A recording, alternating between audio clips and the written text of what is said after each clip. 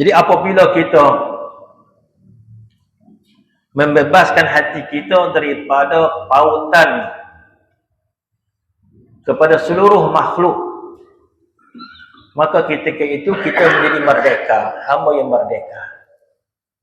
Sebaliknya pula, wa abdun, engkau itu akan jadi hamba, lima anta lahu tami'un, bagi sesuatu yang kau tamak padanya. Jadi kita tak perasan, ya. Dalam hati kita ini selalu dia tamak pada dunia lah, ya. Hati kita tamak pada dunia, pada harta, ya. Jadi kata Ibn Athaillah Sakandari, kalau sebegitu kamu akan jadi hamba kepada harta, kamu akan jadi hamba kepada dunia. Sebab kamu itu jadi hamba lima anta lahu tami'un, sesuatu yang kau tamak padanya. Jadi kalau kita tamak kepada dunia harta, maka kita jadi hamba kepada harta tersebut. Itu yang diperkatakan oleh Ibn Athaillah Sakandari. Jadi bagaimanakah kita ini ingin sebenar-benarnya menjadi hamba kepada Allah? Jadi sebenar-benar kita ini neraca timbangan dia. Kita kena setuju dulu dengan timbangan ni.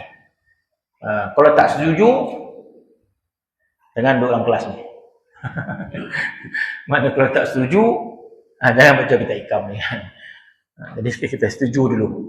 Kita setuju dengan neraca ini. Neraca apa? Apakah yang dikatakan hamba kepada Allah? Apa yang dikatakan hamba kepada Allah?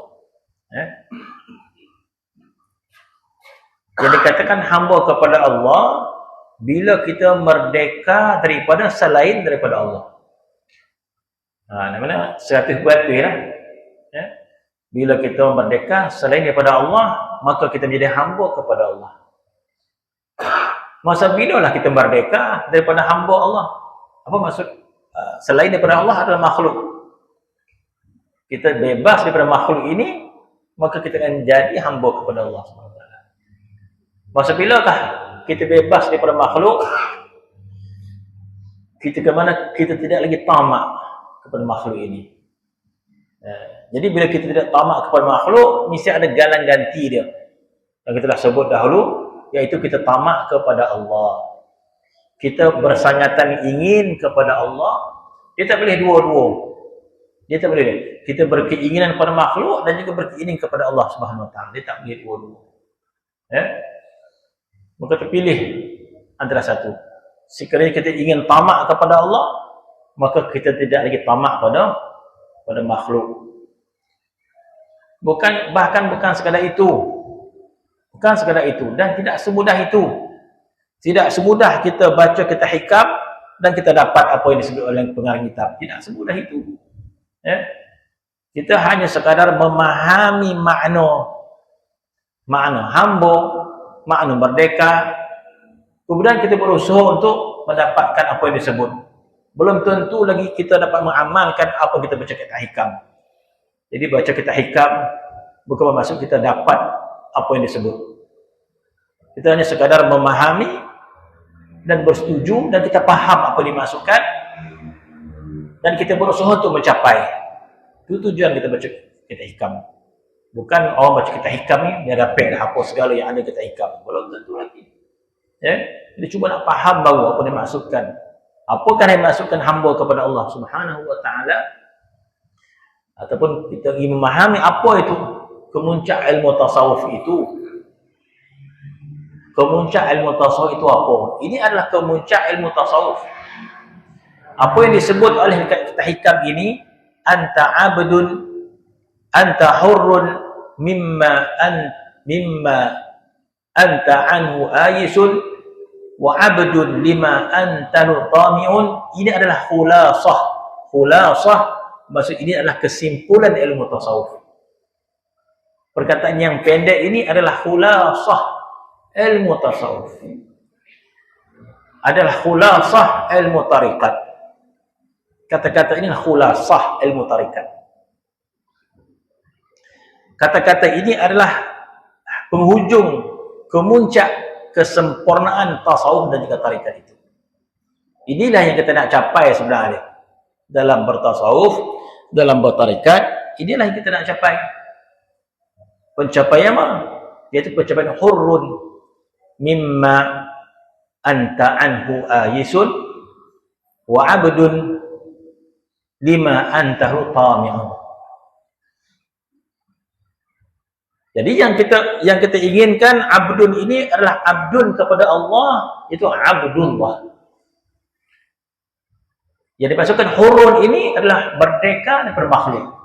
Hati kita merdeka dari makhluk. Dan hakikat merdeka itu bagi Allah Subhanahu wa taala dan juga bagi kita sebenarnya.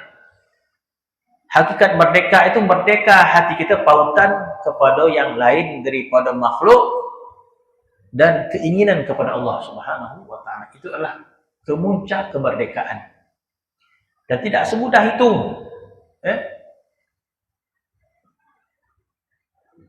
Yang dimaksudkan merdeka daripada kita ini akan merdeka hati kita daripada sesuatu perkara bila kita melihat ada sesuatu yang lebih besar di perkara tersebut. Pada asalnya kita bersanyatan ingin duit RM10. RM10. Dapat RM10 menjadilah. Kita berkeinginan kepada duit RM10. Lama kelamaan kita tak terpaut dah pada duit RM10. Mana kita dah merdeka dah jiwa kita daripada terpaut duit RM10. Kenapa? Mesti ada satu yang lebih besar daripada RM10. Kita dah dapat RM20. Orang sebelahnya dia tawar kita RM20. Orang sebelahnya kalau kita pergi jumpa dia bagi kita RM10. Oh, masa tu kita nampak dia je. Sebab pergi ke dia dapat RM10. Lama-lama kita buat tak apik orang tu dah. Mandang pun tak ada. Nyalah Wan. Apalah. Dia tak andak dah. Dia tak teripikat dah. Mesti ada benda yang lebih besar sebab orang sebelahnya dia tawarkan RM20. Yang ni ada tak andang dah. Itu biasanya lah dia tak. Ni tak ada dah. Mesti ada sesuatu. Rupa-rupa orang sebelah bagi RM20. Maka kita terpikat pada yang RM20. Ada? Bulan 8 yang RM20 tak nak dah. Datang lah sini. Kau datang lah, dan bagi RM20. Tak apalah. Kenapa dia tak nak pula? Ayisun. Yang sini dia mula ayisun. Dia mula tak nak dah. Kenapa? Ada yang lebih. Rumah sebelah tak RM50 dia bagi. Jadi dia tak nak dah yang RM20. Sebab dia dah nampak RM50. Yang pertama tak nak dah. Yang kedua tak nak dah. Dia hanya terpikat yang RM50. Jadi tidak mungkin kita melepaskan hati kita daripada yang pertama kecuali kita nampak yang kedua lebih sempurna. Maka barulah kita boleh berlepih hati kita yang pertama tadi. Tak pandang dah.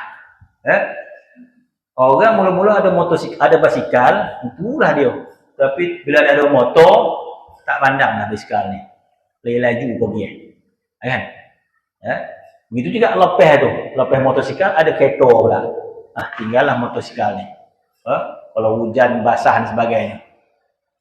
Jadi semakin besar dia pandang, maka tinggallah benda yang kecil yang dia dipandang. Apa maksud dia? Maksud dia seseorang itu tidak mungkin hatinya terlepas daripada dunia ni. Tamak dunia, ingin dunia, siang malam memikirkan dunia. Macam mana nak lepas daripada dunia? Mesti ada sesuatu yang lebih hebat daripada dunia. Mesti ada sesuatu yang lebih hebat daripada dunia. Yang kita nampak, Masya Allah, dunia ini harta, dunia ini duit. Macam mana kita nak berlepas daripada benda yang segitu? Tak mungkin. Kecuali ada satu yang paling besar yang lebih daripada dunia. Dari akhirat. Bila kita yakin dengan akhirat, Al-Quran menyebut akhirat dan sebagainya, maka akhirat ini tidak boleh dicapai kecuali dengan ibadat. Akhirat kalau dicapai kecuali dengan solat, dengan baca Quran. Jadi dia baca Quran. Tak ada dah keluar dah. Tak ada berjalan dah. Kalau tak sebenarnya berjalan dan sebagainya. Bukan tak boleh berjalan, jalan dah. Dia maksud terpikat gitu kepada akhirat. Akhirnya dia meninggalkan dunia ini. Dia meninggalkan nikmat dunia, maka dia beribadat. Kenapa? Sebab dia tertarik kepada nikmat yang lebih besar nama di akhirat.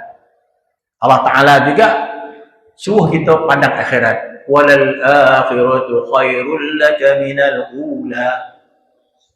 Akhirat lebih baik daripada dunia. Tuhan kata. Kita pun cari. Oh, ya betul lah. Akhirat itu Masya Allah muat lebih biasa. Maka kita jadi zuhud pada dunia. Yesud dunia ni. Biarlah dunia. Yang kita kerja akhirat. Maka kita yesud makna kita tidak pandang dunia dan kita mula tamak kepada akhirat. Sebab akhirat itu tempat yang kekal abadi, nikmat yang kekal. Akhirat itu nikmat ma la 'ain ra'at wa la udhun sami'at wa la khatar 'ala qalbi bashar. Kalau kuat iman kita tentang akhirat, bertambah kita cintakan akhirat. Tamak kita pada akhirat. Dan akhirat kita yakin, kita nampak nikmat akhirat lebih besar, maka kita tamak kepada akhirat dan kita tinggalkan dunia ini. Hati kita tinggalkan dunia ini. Kita lebih tamak pada akhirat.